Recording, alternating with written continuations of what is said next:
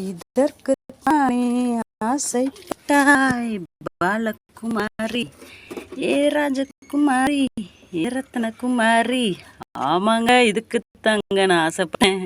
இங்க பார்த்தீங்களா எவ்வளோ அழகா இந்த தாமரை பூ பூத்துருக்கு பாருங்களேன். ஐயாப்பா, இது இந்த கோலங்குட்டையிலெல்லாம் நிறைய பூத்துருக்கிறத ரொம்ப ரசித்து பார்ப்பேன். எனக்கு ஏற்கனவே நான் கொண்டு வந்து வச்சுருந்தேன், ஆனால் அதெல்லாம் அழிஞ்சு போயிடுச்சு.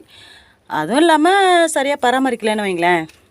அதுக்கப்புறமா என்ன பண்ணோம், இப்போ ஒரு மாதத்துக்கு முன்னாடி இதை ஒரு இடத்துல இருந்து ஒரு ஓடை அந்த மாதிரி இடத்துல இருந்து கொண்டு வந்து போட்டாச்சு.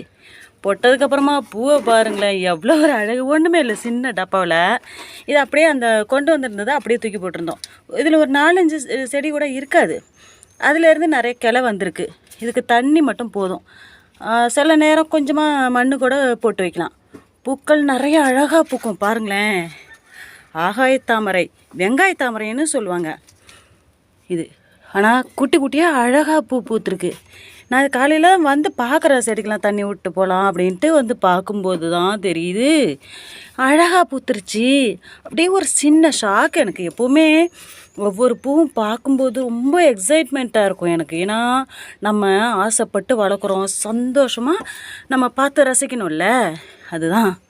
வாவ் வாவ் வாவ், எவ்வளோ அழகு இல்லை. இது ஒரு தனி நிறம். இது என்ன கலர்னே நம்மளால் சொல்ல முடியல. பர்பிள் கலர் மாதிரி இருக்குது ஆகாயத்தாமரை. அப்புறம் இன்னும் ஒரு சில செடிகள்லாம் இருக்குது. அங்கே பாருங்க, குட்டீஸ் விளையாடுறாங்க. சின்ன குட்டி, ஏ செல்ல குட்டி, இங்கே பார், இங்கே வா, இங்கே வாயேன், நீ தள்ளு கருவண்டு. செல்லக்குட்டி என்கிட்ட விளையாடுறாங்க. முச்சுக்கு டாட்டா.